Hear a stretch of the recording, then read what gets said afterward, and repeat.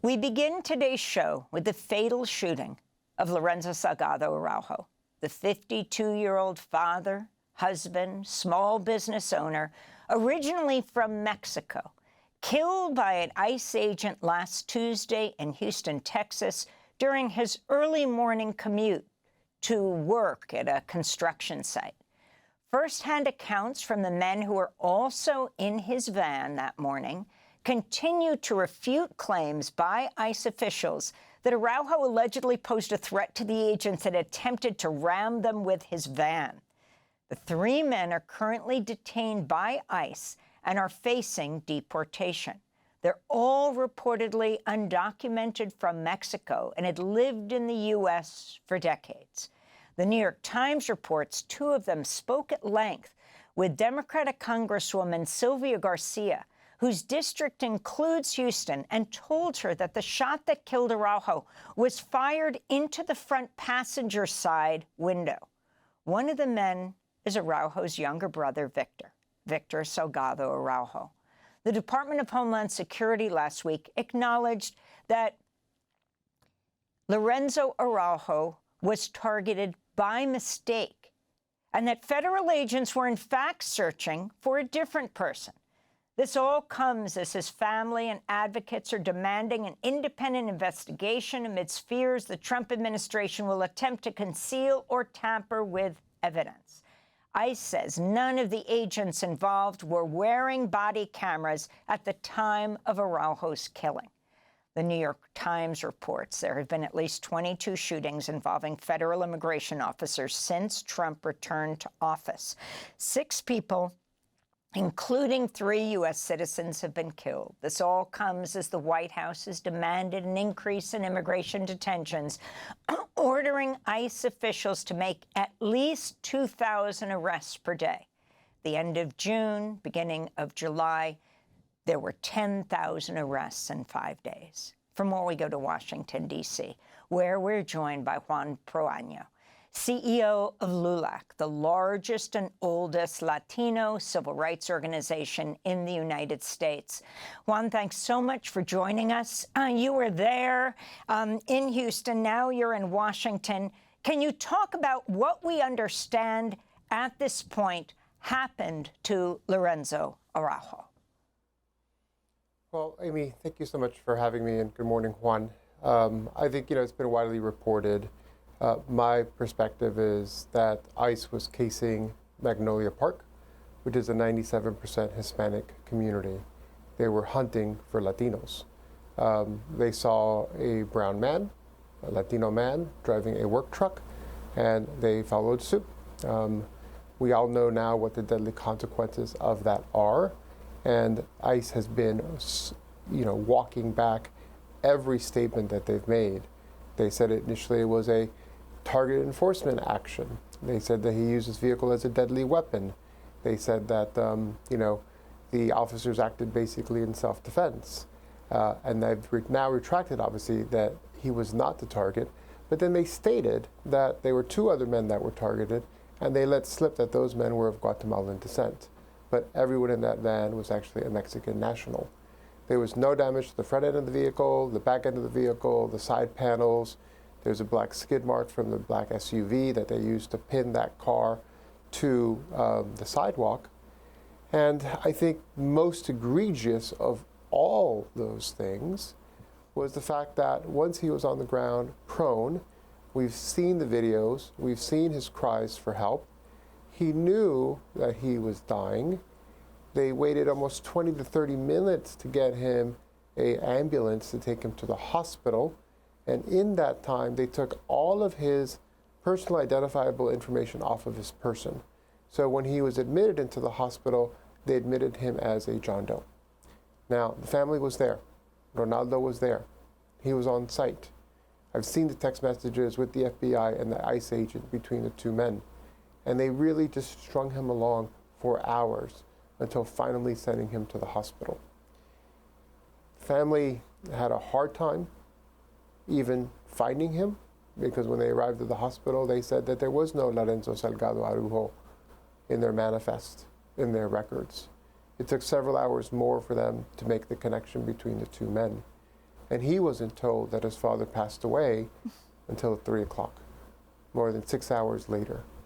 And sadly, because he was admitted as a John Doe, they then family had to go through extra hoops.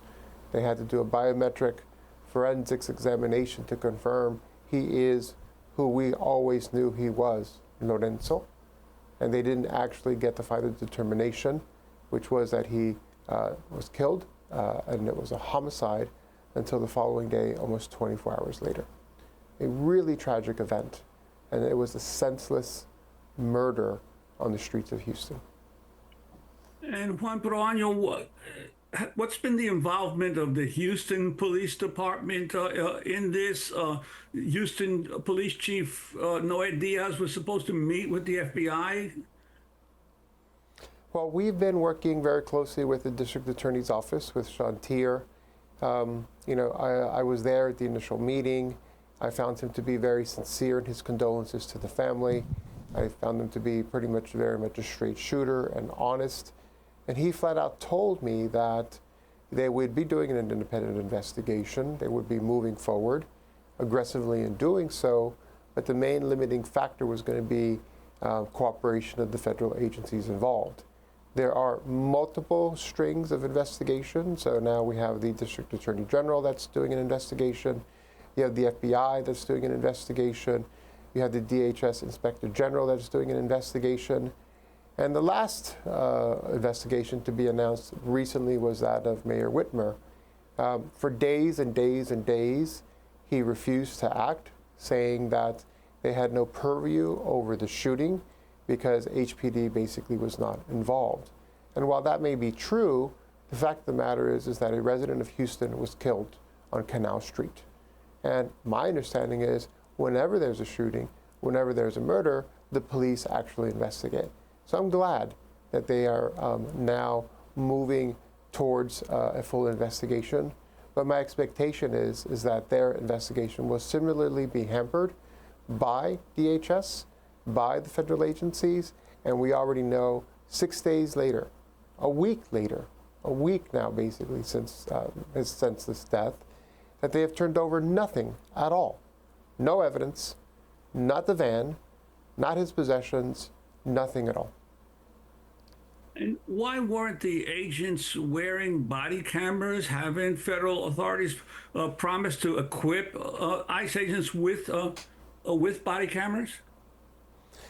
Well, they certainly have all the money and all the resources in the world to do that. $170 billion allocation through the big, beautiful bill, another $70 billion to help carry through funding through the end of President Trump's term.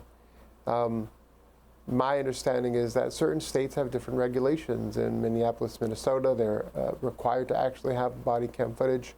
This is Texas. It's a red state. They clearly have been slow walking the process and will probably fight it tooth and nail. So it's something that should be a national mandate at this point. Police officers are required to do so. ICE agency has, it went from 12,000 to 22,000 employees. There's absolutely no reason from a financial perspective, from a functional or implementation perspective, that they couldn't do this. And certainly our country would benefit from the transparency that would come from this. And can you talk about Greg Abbott, the well-known Trump ally, Texas governor, how he has weighed in on this, Juan Proaño? He's been silent. I mean, he has said nothing about it. Paxton has been on vacation in Europe. He has said nothing about it at all. Representative Sylvia Garcia has been an incredible advocate for the family, and the Houston community is rallying around her and rallying around the Salgado family as well. And so what you would expect, Amy, silence from the right, outrage from our progressive democratic community, and Latinos have been rising up. They've been rising up out in the community in Houston. We ran a petition that has over 165,000 people who signed it. I'd encourage folks to go to the LULAC.org website to do the same. Lorenzo's family has been fortunate enough to raise $500,000 on GoFundMe, but that will not go very far. Lorenzo was the primary provider for his family. He was paying and has paid for his three young sons to go through university, and he still has one that's in university. And so I don't believe that there will be justice here. There's nothing that will bring him back, and the only thing that we can hope for is full accountability. And Juan, what about the three men who were in the van with Lorenzo Salgado? What's their situation right now? So they are in, they're in Conroe, Texas, and so, we have been engaged with them. I was actually on with Ruby Powers last night, and we were chatting. So she's representing Victor. The other two men have a different attorney. Initially, they were being pressured to sign self-deportation orders. We talked with the families and discouraged them from doing so, but it was a significant amount of pressure. My initial sense was that they were inclined to do so, first and foremost because they are undocumented, second of all because they have mixed status family households, and we're concerned about bringing any additional legal perjury, prosecution, if you will, against their own family members. And in a way, it could have been the easy way out for them. But the fact of the matter is that we need them to stay in the United States. They are witnesses to a crime, and the only witnesses to what actually happened on that day.